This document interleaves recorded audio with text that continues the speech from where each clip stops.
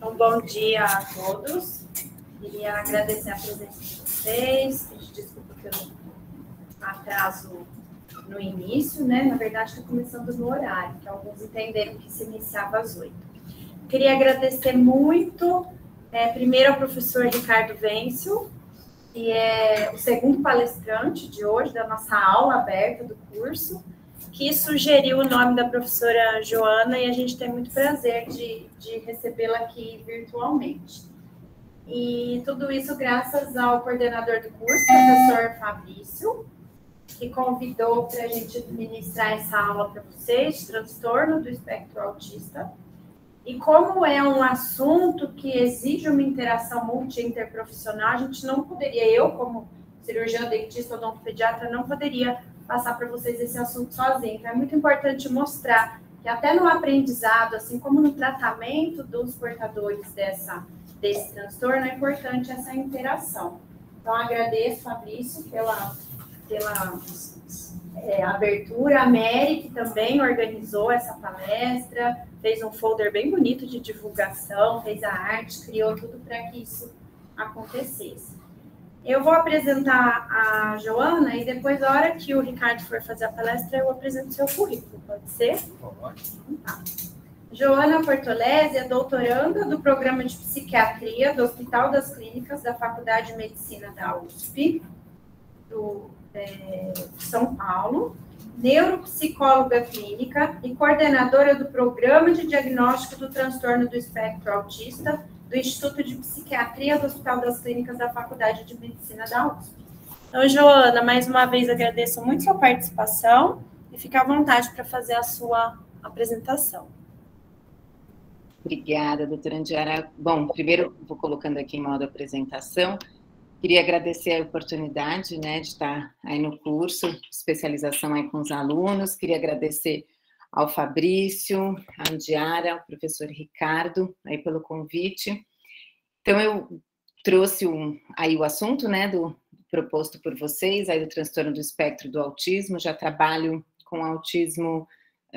na parte, principalmente na área clínica, acho que desde 2005.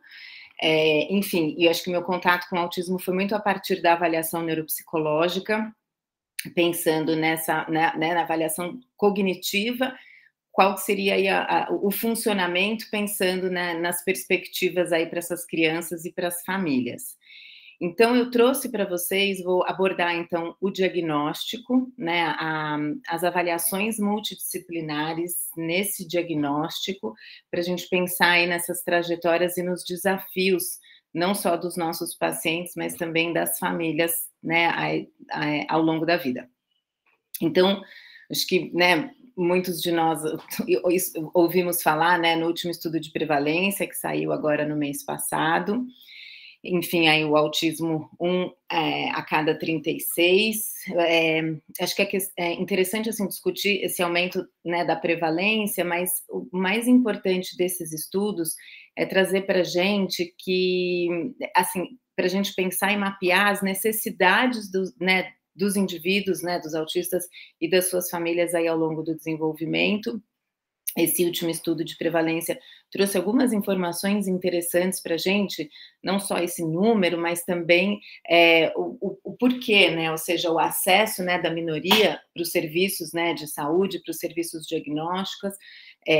Enfim, eu acho que isso vai trazendo até para a gente poder pensar também no planejamento, né, da saúde, da educação, da assistência social, e pensando nas avaliações personalizadas para as estratégias de intervenção. Então, a gente vê cada vez mais, mesmo, né, assim, enfim, os especialistas, quem tem também muito tempo de experiência na área, outras pessoas que estão recentes aí na área, mas hoje, por exemplo, agora no mês de abril, né, que é o mês da conscientização do autismo, realmente a gente vê diversos setores, né, a gente falando sobre o autismo, né, na prefeitura, enfim, nos municípios aí para os professores, nos cursos, né, cada vez mais aí nesse aspecto multidisciplinar.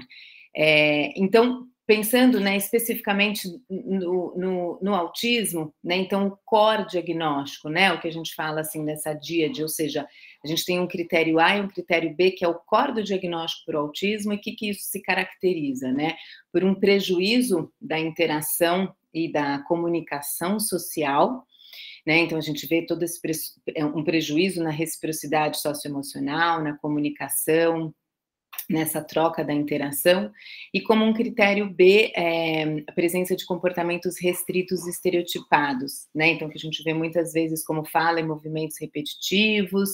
rituais e aderências a certas rotinas, uma inflexibilidade, e interesses e reações sensoriais incomuns.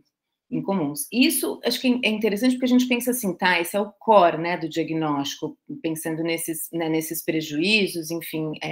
aí, claro, desde aí da primeira infância. Agora, pensando, quando a gente pensa nessa criança, né, até para planejar aí um tratamento e para pensar em aspectos também de gravidade, enfim, é importante a gente considerar o nível, né, de linguagem. Então a gente tem geralmente os fonoaudiólogos, né, nessas avaliações diferenciais, né, que muitas vezes a gente até consegue um diagnóstico diferencial, o transtorno da comunicação social, e também, assim, a gente sabe que de 30% a 40% dessas crianças são não verbais, né, e a grande pergunta das famílias são: meu filho vai falar? Né, então, assim, as avaliações fonoaudiológicas sendo muito importantes, e muitas vezes essas crianças, elas acabam chegando na fono em primeiro lugar, né, assim, então a fono que já vai levantar a primeira hipótese diagnóstica, né, porque uma das queixas aí das famílias, uma das primeiras observações é: meu filho não fala, né, então atrasou a fala.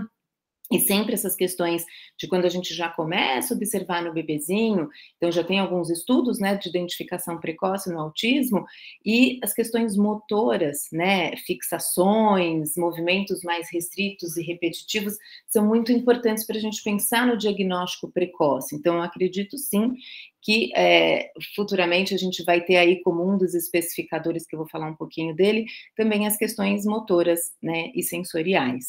E aí a gente vai falar, assim, sempre da importância do educador físico, da terapia ocupacional, né, e da integração sensorial, tanto nas avaliações como nas intervenções dessas crianças. Outro fator importante, né, que aí o DSM-5 incorpora, o DSM-5, acho que vocês sabem, é um manual classificatório, né, vamos pensar, de transtornos mentais. Ele traz para a gente também aí, sendo importante, né, além do sintoma core, a gente olhar para o nível intelectual e adaptativo dessas crianças. Eu acabo falando criança, porque eu acabo, né, trabalhando muito mais com crianças e adolescentes, mas sempre a gente está falando também do adulto. Enfim, pensando também nas comorbidades e nas condições médicas. Então, quando uma criança chega para um diagnóstico, claro que se a gente pensa assim, um serviço, enfim, público, né, uma condição, né, econômica, social não tão favorável, certamente a gente sempre fala, é importante a gente observar esses primeiros sinais, né, e muitas vezes esses primeiros sinais são: a minha criança não olha no olho, ela não compartilha atenção, ela está demorando, né, para falar, ela parece permanecer muito mais fixa em determinados movimentos, por exemplo, seja ao mobile do berço, ao mobile do carrinho, alterações de sono também, irritabilidade, não parecer não se importar em que colo está, não apontar, enfim, tudo isso são que a gente fala, né, de sinais de alerta e as red flags para a gente pensar no autismo. E aí, claro que quando a gente tem, né, enfim, um bebê ou uma criança, a gente tem de base o pediatra, né, e aí a gente tem, né, sempre pensando, né, nessa questão da capacitação, né, então, assim, hoje a gente tem aí, né, na Sociedade Brasileira de Pediatria, na americana também, um instrumento especificamente para a gente pensar no rastreio, eu vou falar dele daqui a pouquinho. E aí, o quanto, além desses instrumentos, mas a capacitação das pessoas, né, dos profissionais, inclusive também, enfim, né, da odontopediatria, na importância, porque muitas vezes essas crianças podem chegar em vocês primeiro, né, e aí alguns sinais são importantes pensando nesse encaminhamento, porque o diagnóstico precoce, ele vai favorecer muito esse plano de tratamento, né, para a gente aproveitar aí a neuroplasticidade cerebral. Então, só voltando na questão ainda diagnóstica, o DSM-5, então, ele propõe aí um espectro de gravidade, e aí eles até falam, né, em nível 1 de suporte, nível 2 de suporte, nível 3 de suporte, que isso vai basicamente caracterizar como nível 1. Essa criança não tem a deficiência intelectual, ela tem um nível de funcionalidade muitas vezes preservado, ela tem um nível cognitivo bom e ela tem aí a presença, ela é verbal, né? Basicamente isso. E geralmente essa criança até pode ter aí comorbidades, quando a gente fala, grande parte dessas crianças, a gente fala que as comorbidades, né, com transtorno de déficit de atenção, enfim, ansiedade, depressão, é praticamente a regra, ela não é a exceção. E aí a gente tem algumas crianças, quando a gente vai pensando aí no nível 2 de suporte, né, a gente já vai pensando, assim, uma ou mais, né, a presença de uma ou mais, assim, em termos de nível de comorbidades, condições médicas geralmente associadas. No autismo, essas crianças acabam tendo muito mais condições, questões clínicas, né, comórbidas, um nível adaptativo relativamente aí com uma certa dependência, e ela já pode ser não verbal e vamos pensar, com um nível cognitivo aí já limítrofe, né? E aí, no nível 3 de suporte, a gente já fala da deficiência intelectual, essas crianças não verbais, e aí, geralmente, comportamentos auto e heteroagressivos. Então, são aqueles pacientes que, possivelmente, né, quando eles chegam para vocês, para qualquer procedimento, é impossível a gente, ou tem um manejo comportamental, ou a gente precisa, assim, já das questões, enfim, aí da sedação. A gente tem, eu queria só fazer um parênteses, a gente tem no HC, eu vou falar um pouquinho do serviço no final, a gente tem, né, um serviço da odonto, e é impressionante, porque essas crianças, elas não, é difícil o relato delas, né, sobre, assim, o que elas estão sentindo, isso por uma série de questões que eu vou falar ao longo da apresentação. Então, muitas vezes a agitação, comportamento de agitação, pode ser por alguma dor física, ou enfim, um desconforto abdominal e tal, mas grande parte é sim uma dor de dente, que eles não sabem referir aonde dói, né? Então, a gente tem a interconsulta, né, com a odonto, muitas vezes ela já entra também nessa rotina. E então, só ainda voltando, quando eu estou falando desse nível 1, 2 e 3, eu não gosto muito, né, de falar um pouco desse nível 1, 2 e 3, enfim, de suporte, porque a gente tem caminhado para uma mudança, né, nesse olhar, né, então a gente pensaria muito mais, assim, talvez no autismo como uma variação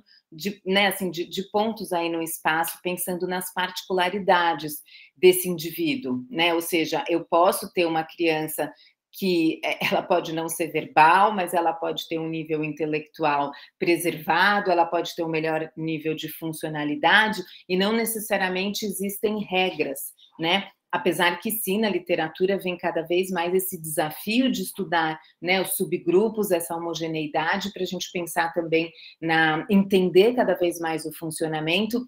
pensando no plano terapêutico. Então, ainda é uma complexidade onde a gente não consegue, numa consulta só, com um profissional só, estabelecer um diagnóstico, entender o funcionamento dessa criança e já estabelecer todo o plano de tratamento, né? É um processo. Okay, espero que até o final dessa apresentação isso fique mais claro para vocês. Então, essas bolas aqui, né, a amarela, azul e verde, ela vai falar muito para a gente que aí a CID-11, né, que ela vai trazer essa proposta, que aí também o sistema aí classificatório também de transtornos mentais utilizados, né, aqui no Brasil também, ele vai falar para a gente o quanto é importante, né, vai reforçar aí essa ideia do DSM-5, da gente levar em consideração, sim, a avaliação, né, da habilidade intelectual, da habilidade verbal e do funcionamento adaptativo. E aí, como a gente faz isso? Né? Então, a gente tem, sim, as avaliações multiprofissionais. Então, antes de entrar em cada uma delas, eu queria rapidamente, enfim, se quiserem, né, fotografar, enfim, acho que aqui tem um resumo, né? Enfim, quais são os instrumentos hoje que a gente utiliza para rastreamento, né? Então, sempre acho que é importante dizer, o diagnóstico do autismo, ele é clínico, feito pelo médico. Então, o médico que vai fechar esse diagnóstico, mas todas essas ferramentas e essas avaliações, elas vão informar e dar esse subsídio aí clínico, né? E elas acabam sendo muito importantes para que a gente observe o desenvolvimento aí ao longo do tempo. Então, aqui estão, né, eu não vou entrar em cada uma delas, porque se vocês, né, tiverem já como referência, se vocês colocarem na internet, hoje em dia é muito mais fácil achar, mas a gente tem a MChat, né, que é o rastreamento, ela, sim, é muito utilizada, né, pelo pediatra. Ela, inclusive, tem livre acesso, né, no site da Sociedade Brasileira de Pediatria. E aí a gente tem também outras escalas que também vão falar a partir de 4 a 18 anos, e esse Autism Spectrum Quotient, que vai falar muito para a gente sobre o adulto, né? Então, esse AQ tem, se vocês procurarem por esse nome e colocarem aí Baron Cohen, vocês acham também essa escala aí, livre acesso. E aí a gente tem, quando a gente fala, então, essas escalas de rastreamento seria, opa, tem uma possibilidade, tem os sinais, e aí eu vou pensar, vou ficar, né, acompanhando a minha criança, mas talvez eu já vá pensar se eu procuro um neuropediatra, ou se eu procuro um psiquiatra da infância e adolescência, né, se eu começo a buscar já esses especialistas para uma avaliação mais, enfim, mais focada aí, né? Por exemplo, pensando aí no core do autismo. E aí, o que a gente tem em relação a isso, né? A gente ainda tem uma questão dessas escalas precisarem de capacitação, custos elevados, então ela acaba sendo encontrada muito mais em serviços especializados, como a ADI, que é uma entrevista estruturada feita com os pais, onde a gente vai captar, sim, esses prejuízos ou não, né, dos sintomas core do autismo. A ADLS, ela é muito amplamente aí utilizada na literatura, principalmente para a gente pensar na gravidade, né? Então, a ADLS, ela é uma interação guiada, né, a partir aí de roteiros e de atividades estruturadas e de interações do examinador com a criança. Ela pode ser feita pelos fonoaudiólogos, pelos psicólogos, pelos médicos, e aí só que ela precisa, a EDI também, tá? Mas ela precisa de uma capacitação. Geralmente são cursos feitos, eles têm custos, as caixas, enfim, o que a gente fala, os materiais são bem caros e ainda detém aí direitos, né, de uma editora, mas ela pode ser utilizada em pesquisa. E aí a ADLS e a EDI, elas são amplamente aí utilizadas na pesquisa, e também a ADLS, principalmente nessas pesquisas longitudinais, para que a gente avalie, porque ela tem um índice, que é o Calibrated Severity Score, que a gente chama de CSS, que ela vai trazer para a gente um nível de gravidade. Então, assim, se eu tenho uma criança que, sim, fecha para autismo pela ADLS, qual que é o nível de gravidade dessa criança? Então, isso vai trazendo informações importantes para o clínico, né? E aí a gente tem também a CARS, que ela também vai falar em nível de gravidade, mas muito mais a partir dos pais, né? Do relato dos pais. Então, se eu tenho um profissional capacitado na ADLS que vai observar isso na criança, muitas vezes eu tenho uma observação clínica um pouquinho mais apurada, porque às vezes os pais a gente vê mesmo, a gente contempla assim essas informações, mas esse olhar do clínico é super importante. E algumas outras escalas aí também, como a SRS, a Social Responsiveness Scale, que vai falar também para a gente dessa questão aí da responsividade, do nível de responsividade social,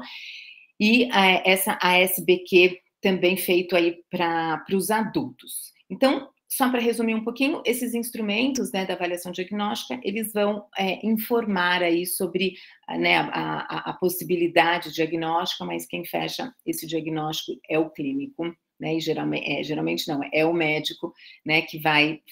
fechar. E aí a gente tem, uma vez, né, assim, uma vez que eu tenha um risco, né, para o diagnóstico de TEA, ou eu tenha aí estabelecido um diagnóstico para o TEA, geralmente as famílias vão perguntar para a gente, né, tá bom, ele tem autismo, e agora, né, o que eu faço?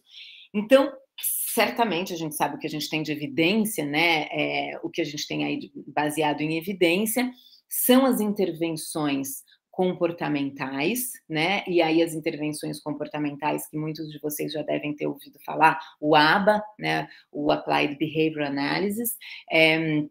as terapias cognitivas comportamentais, né? Aí a gente tem o treino de habilidade social, enfim, isso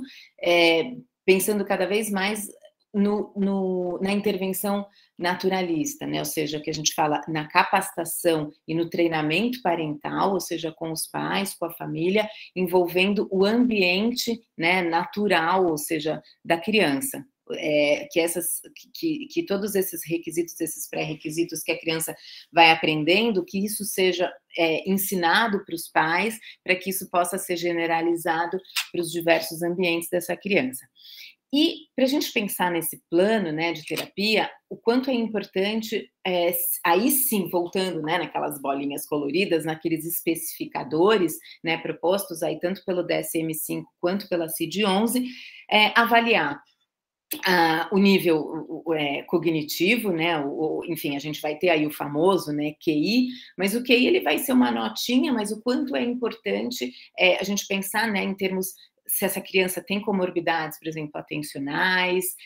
também o nível de linguagem, então, até pensando na aprendizagem, pensando em algumas estratégias para a escola também. Então, uma avaliação neuropsicológica, ela auxilia bastante nesse direcionamento, pensando aí nessa avaliação cognitiva. E aí a gente tem também algumas escalas assim, de funcionalidade, uma bem utilizada na literatura é a escala de comportamento adaptativo da Vineland, e a gente vai, assim, isso é só voltando, na avaliação neuropsicológica, você tem sim a entrevista, os dados com os pais, mas a avaliação ela é feita direta com a criança, do examinador para a criança, né, com a criança. E aí as escalas, por exemplo, Vineland, elas são feitas perguntas, né, a partir de perguntas aí com os pais ou com o principal cuidador. Então, vai ser a partir da visão, né, e da análise crítica deles, né, e a gente vai ver o quanto essa criança é capaz de, por exemplo, escovar o dente sozinha, ajudar a colocar a mesa, atravessar uma rua olhando para os, né, para os dois lados, enfim, noção de perigo, enfim. Então, a gente vai ver muito em relação à funcionalidade, principalmente as questões motoras, sociais, de comunicação, e as habilidades mesmo de vida diária, de ajuda, se arruma o quarto, se escolhe a roupa, enfim, ajuda na casa, por exemplo. E aí também, como eu falei, a avaliação fonoaudiológica, né, avaliação aí da fala, linguagem, as habilidades de comunicação, as habilidades sensoriais e motoras, e também aí a gente tem a CBCL, o quanto ela é importante para a gente pensar nas comorbidades, né? Então, nessa questão também da regulação emocional, que a gente aposta aí que quando a gente fala em diagnóstico psiquiátrico, né, o autismo ele está dentro aí do diagnóstico psiquiátrico, a gente pensa cada vez menos num diagnóstico categórico e muito mais num diagnóstico aí dimensional. E isso não só no autismo, mas né, mesmo no transtorno de déficit de atenção e hiperatividade também, enfim. Então, uma das novas apostas aí também é que naqueles especificadores a gente vai ter cada vez mais algo também em relação ao emocional, às comorbidades, à regulação emocional, que ainda é bem inespecífico, né? Então, a avaliação multidisciplinar, ela pode ajudar, né, a diferenciar o transtorno do espectro autista e outros transtornos também, como a gente identificar a deficiência intelectual ou uma alteração da linguagem pragmática, mesmo, né, a comorbidade aí com transtorno de déficit de atenção e hiperatividade, para a gente pensar aí no plano terapêutico. Então, aqui, só para trazer um exemplo, né, de uma avaliação neuropsicológica, aí, alguns resultados que geralmente são resultados quantitativos para um direcionamento, né, para a família, em termos de orientação, e também pensando em pontos que podem ser desenvolvidos na aprendizagem, na escola. Aqui também é um exemplo de resultados da escala Vineland de comportamento adaptativo, né, ou seja, como que a criança pontua, então, ou seja, o percentil dela, né, em termos também que se a gente for pensar da comunicação, das habilidades de vida diária, da socialização, dos aspectos motores. Então, é interessante quando a gente consegue começar a integrar esses dados, né, em termos do nível cognitivo que ela tem, nível adaptativo, e a gente pode ir sempre desenvolvendo a interpretação a partir desses resultados aí objetivos para a gente. Esse é um outro resultado também, o que a gente vai olhar a partir da CBCL, né, que vai falar para a gente sobre comorbidades. Então, aqui, por exemplo, esses pontinhos, quando ele está acima, a gente vê quando ele atinge, né, assim, acima dessa barrinha, se são os aspectos clínicos ou não clínicos. Então, a gente consegue também ter uma ideia. Então, por exemplo, aqui, essa criança ela pode ter muito mais comportamentos clínicos, em termos de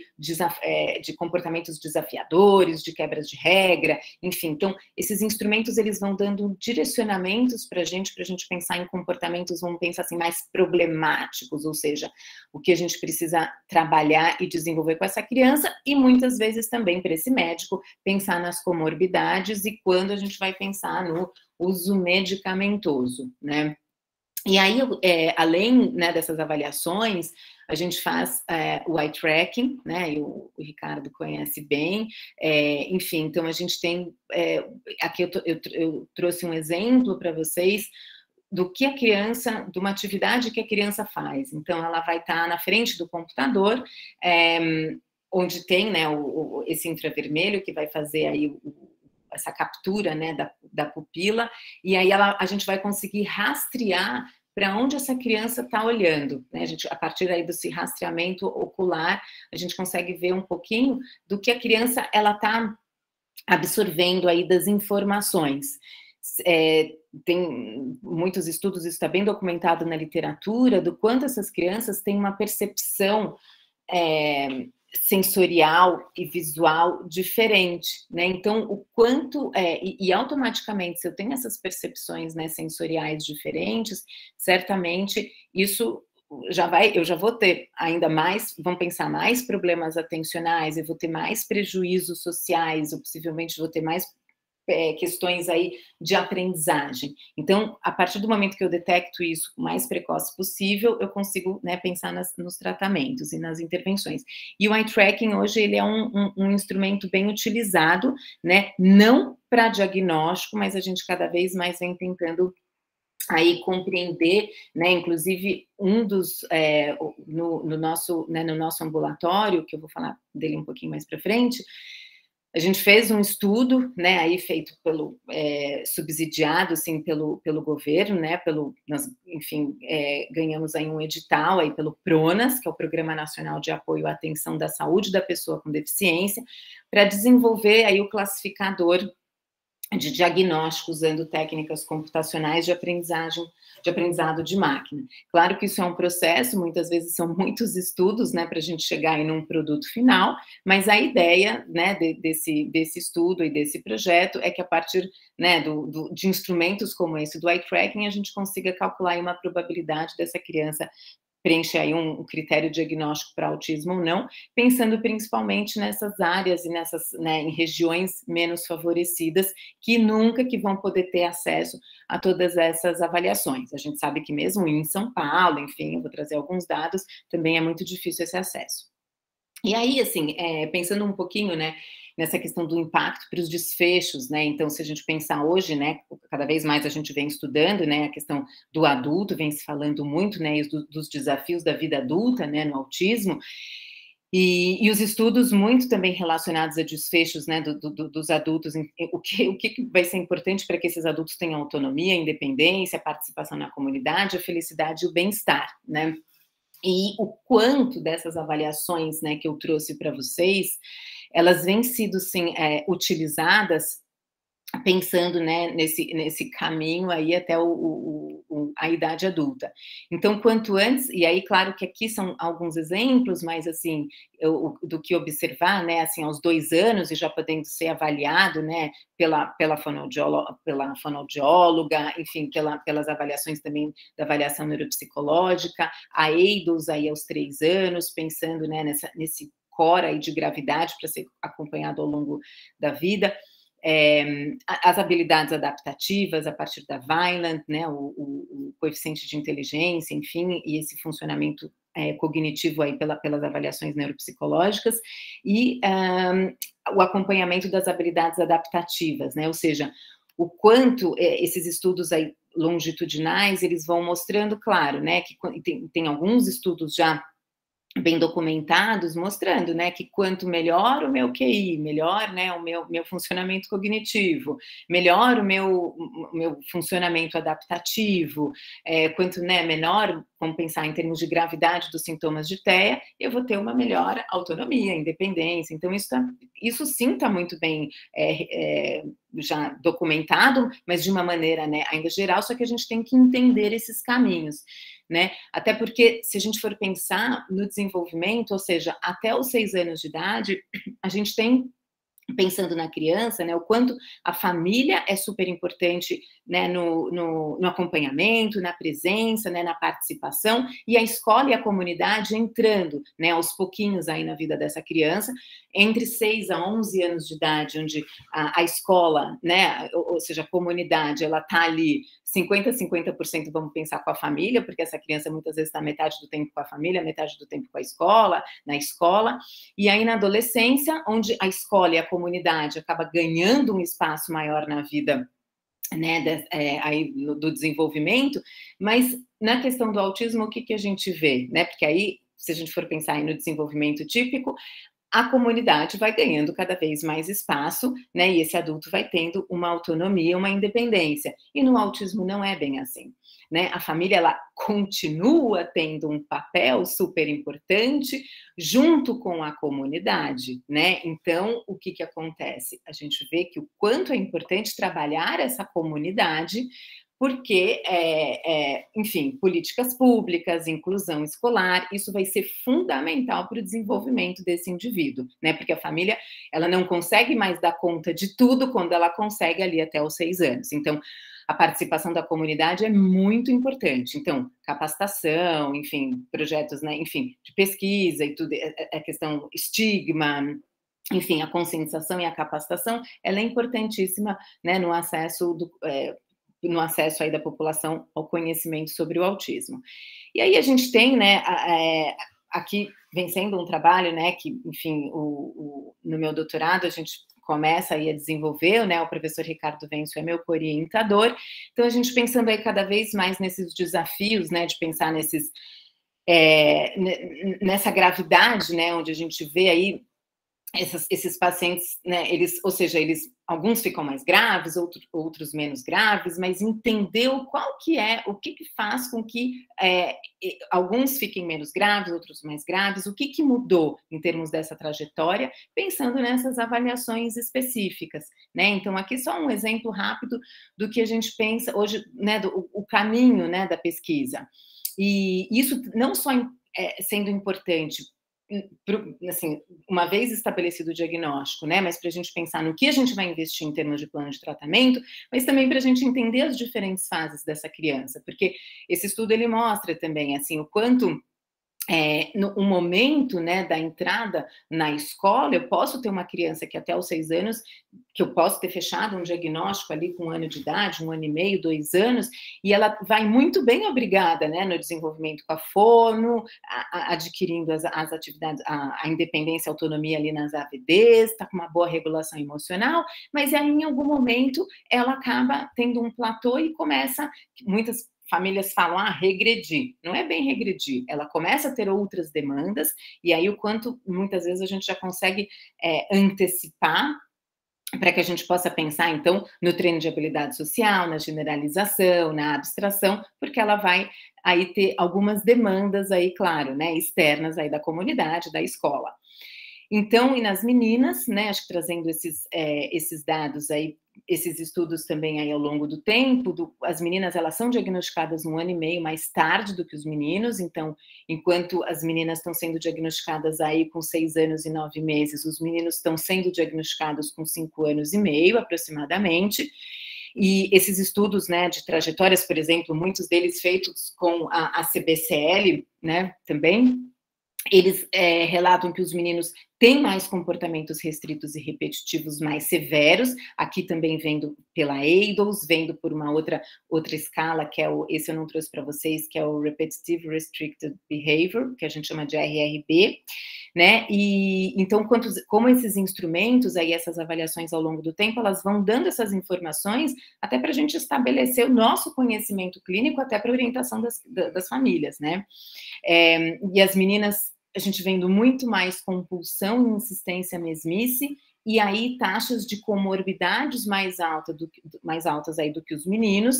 e em relação à comunicação social, problemas mais graves durante a adolescência, né? E aí a adolescência para as meninas acaba sendo uma questão e desafios maiores, né? Com o aumento desses sintomas de depressão e ansiedade. E isso vem por conta de uma série de questões, enfim, de camuflagem, enfim, tem algumas teorias aí nas meninas que isso acaba sendo uma aula mais específica, né? E aí a gente tem o desafio, né, da infância, enfim, do diagnóstico, do desenvolvimento da fala, da autonomia, a orientação da família, a aprendizagem, e a adolescência, assim, o quanto é importante o papel da escola, né, um pouco daquelas bolinhas ali da escola, da comunidade, dessa questão de pensar aí na aprendizagem, né, de acordo aí com as habilidades, ou seja, habilidades quando eu falo dessas vias de acesso, né, desse paciente, geralmente na adolescência, então a escola ela faz um papel super importante, muitas vezes na adolescência não tem como, né, a medicação ela acaba já entrando, porque na fase da adolescência abrem aí esses quadros, né, essas comorbidades, e aí a gente tem como evidência as intervenções de habilidades sociais, a terapia cognitivo-comportamental, que elas demonstram ser eficazes na redução da ansiedade, mas ainda não dos sintomas depressivos. No adulto, né, então, enquanto a gente tem serviços e apoio escassos e com reduzida aí capacitação dos profissionais, o tratamento baseado em evidência, terapia cognitivo-comportamental, grande parte desses adultos com uso medicamentoso, né, e aí é importante também esses grupos de habilidades sociais, o emprego apoiado, né, e esse treinamento e a supervisão para as famílias, para os professores e profissionais para o mercado de trabalho. Aqui eu trouxe só um exemplo de um gráfico de um estudo, né, de 2021, que é interessante, porque, assim, esses adultos aí foram avaliados de 18 a 28, foram avaliados aí durante 10 anos, 18 a 28 anos de idade, e o que eles observam é que os pacientes aqui em amarelo e verde, que demonstram, sim, melhoras em relação à autonomia, funcionalidade, versus aí os adultos que não responderam aí essa melhora aí, né, de autonomia, enfim, independência, foi em decorrência do nível prévio deles, né, enfim, do nível cognitivo, regulação emocional, e nem tanto com a questão da intervenção. Então, todos esses grupos, eles fizeram, sim, as intervenções iniciadas aproximadamente na mesma fase. Mas a grande questão, quando a gente fala do adulto, hoje a gente já vai ter, possivelmente, as crianças chegando aí à fase adulta, um pouco diferente, né, justamente para a gente já conseguir mapear e conhecer esse funcionamento, pensando nesse plano de intervenção mais individualizado e personalizado. E aí, uma questão importantíssima, quando a gente vai olhar para as famílias, e um pouco também da nossa experiência no ambulatório, é assim, o diagnóstico ele acaba sendo uma porta de entrada para um papel social, né? Então, eu vou ter um vínculo, eu vou buscar os médicos, a equipe multiprofissional, eu vou me ligar a um serviço,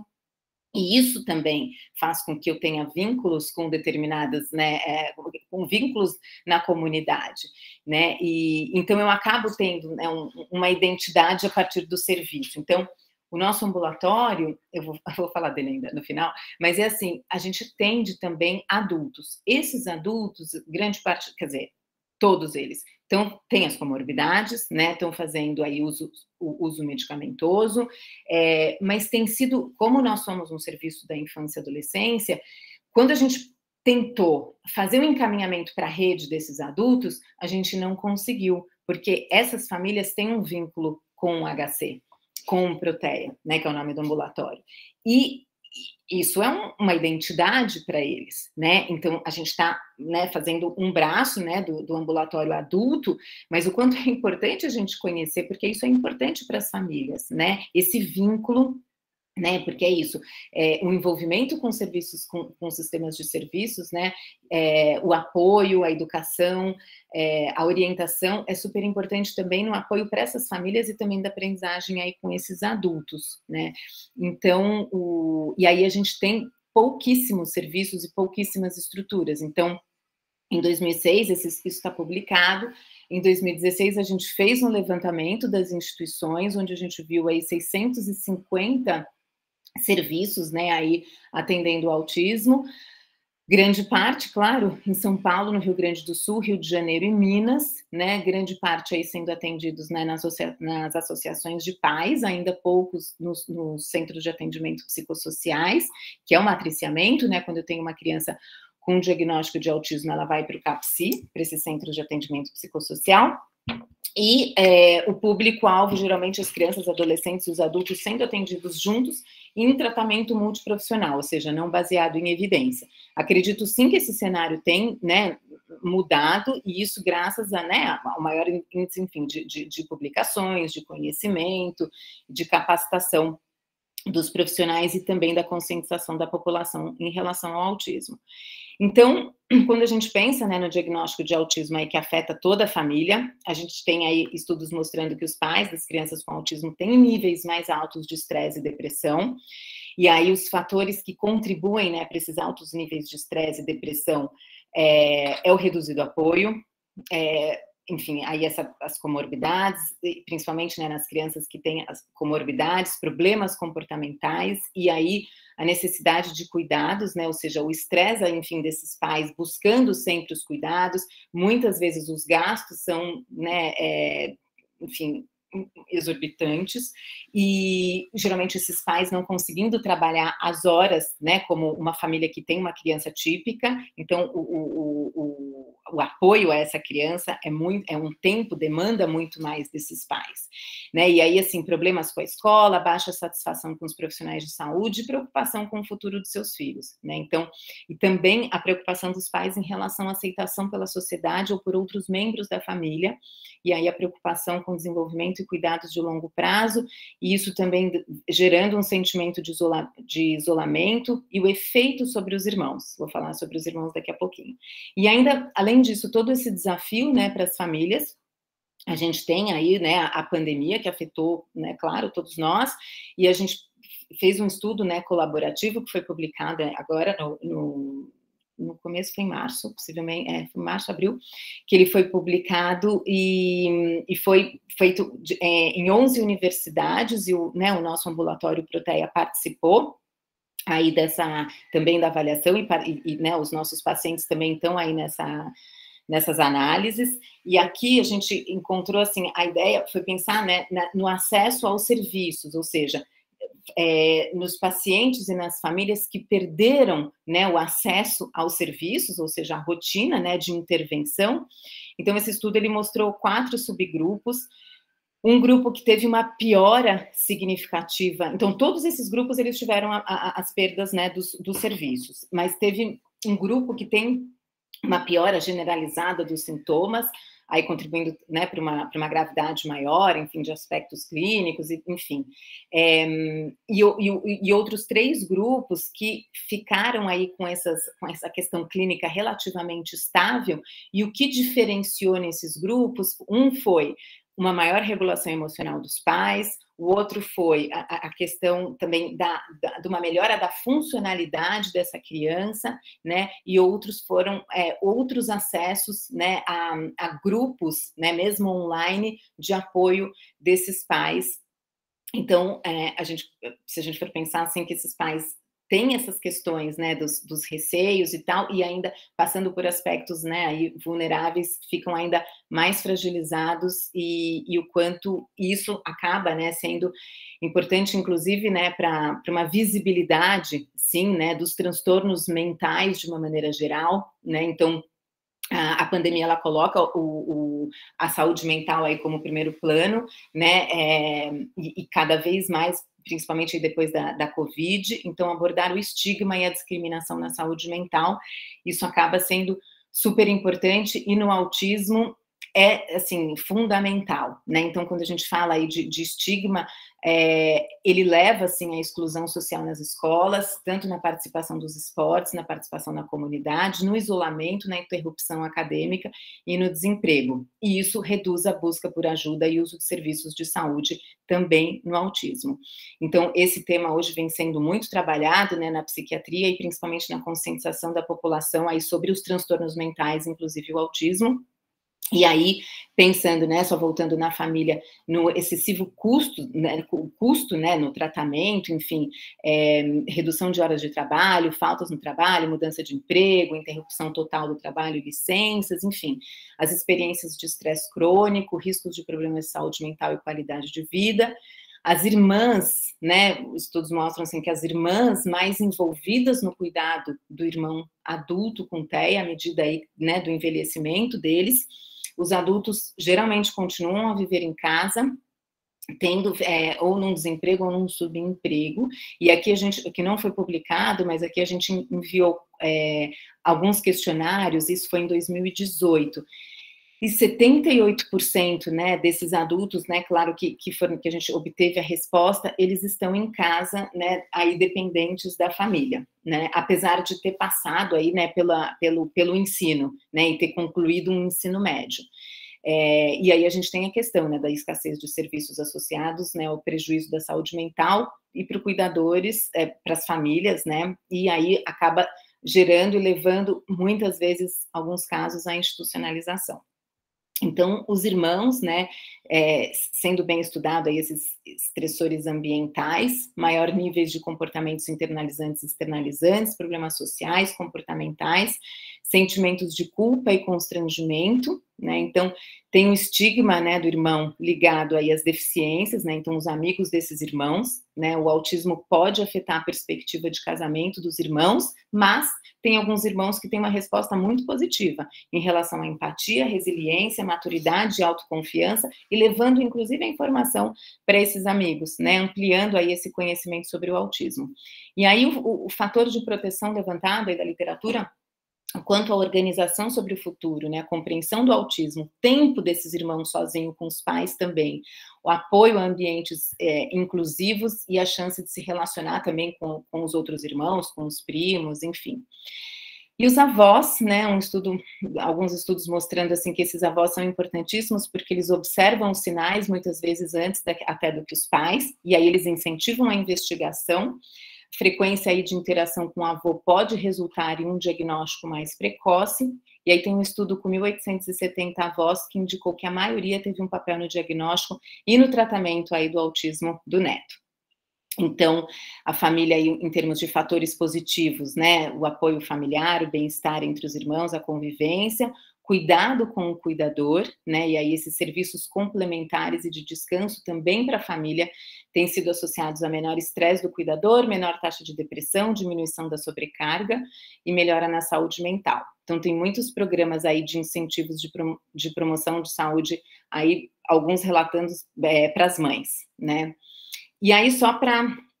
já finalizar e entrar um pouquinho, né, do que o nosso serviço, né, tem a ver com tudo isso, né, com todo esse contexto do autismo, né, no Brasil e de uma certa forma no mundo. Nós somos um serviço, é o Programa de Diagnóstico do Transtorno do Espectro Autista, é o ProTEA. O ProTEA, ele está dentro do Instituto de Psiquiatria, ele funciona uma vez por semana, né, no horário das 8 ao meio-dia, ou seja, bem restrito, porque é o que temos, né, ele é SUS, né, então ele é público, e ele tá, né, o Instituto de Psiquiatria está dentro aí do Complexo HC, E nós temos os nossos objetivos, então, é o ensino, né, ao residente, né, que faz medicina, também, então, é o ensino da residência, pesquisa e assistência, né? Então, se a gente for pensar nesse fluxo da assistência, o nosso serviço ele é porta aberta a partir de um e-mail. Esse paciente ele vem para pré-triagem, ou seja, ele vai passar por geneticista, psiquiatra e neuropediatra especialista em autismo. Ele vai fazer o eye tracking que eu mostrei para vocês, ele vai fazer um exame de dismorfia com um geneticista e um enfermeiro, ele vai preencher a escala aí para pensar já em comorbidades, e essa observação clínica, né, do médico aqui que está olhando, se ele não tem autismo, ele vai ser encaminhado para um serviço específico, ou para um outro ambulatório, enfim, ou sim, ele tem uma suspeita de autismo, ele tem realmente já autismo, e ele vai passar na triagem, onde os residentes, né, vão atender esses casos, sendo supervisionados aí por psiquiatras especializados, e aí também enquanto um ensino para esse aluno, né, e também aí na condução do caso clínico. Para um diagnóstico, então, esse paciente, quando ele chega na triagem, ele vai realizar as avaliações multiprofissionais, então ele faz a avaliação neuropsicológica, fonoaudiológica, ele geralmente faz a EIDOS, né, e aí ele também faz a avaliação sensorial, e esse paciente agora, a gente faz as orientações e os encaminhamentos, né, tanto tem uma psicopedagoga que faz algumas orientações no relatório para a escola, para as intervenções, e aí a gente tem um segmento, né, no ambulatório, para a gente pensar, assim, que esses estudos aí, para a gente observar esse desenvolvimento ao longo do tempo, com esses profissionais especializados, né, que vão seguir, enfim, os sintomas clínicos, vai observar, assim, o impacto, né, quais são os fatores aí das intervenções a partir da percepção dos pais e do desenvolvimento da criança. Né? Então, hoje a gente tem esse segmento, e esse é o nosso fluxo. A gente conta aí com 26 pessoas, né, profissionais, entre médicos, psiquiatras, neuropediatras, geneticistas, e com psicólogos, neuropsicólogos, TOs, psicopedagogos, enfermeiro, enfim. E aí a gente tem, sim, fonoaudiólogos, né, eu falei, e a gente tem essa interconsulta com a odonto, né, e aí a gente acaba, enfim, também um pouco pensando aí no desenvolvimento da pesquisa, né, aí algumas publicações aí do grupo, sempre pensando aí no diagnóstico, no que contribui aí para o diagnóstico, para a gravidade, as questões também, a integração aí genético com ambiental, e esse sempre o desafio aí para o diagnóstico, também pensando nos classificadores aí a partir do aprendizado de máquina. Então, acho que só para trazer aí um pouco esse contexto do autismo, onde a gente está inserido também, e eu queria agradecer a equipe do Proteia, e agradecer aí o convite e a participação com vocês.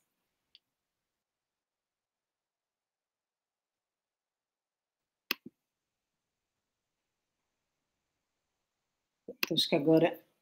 eu consigo ver vocês.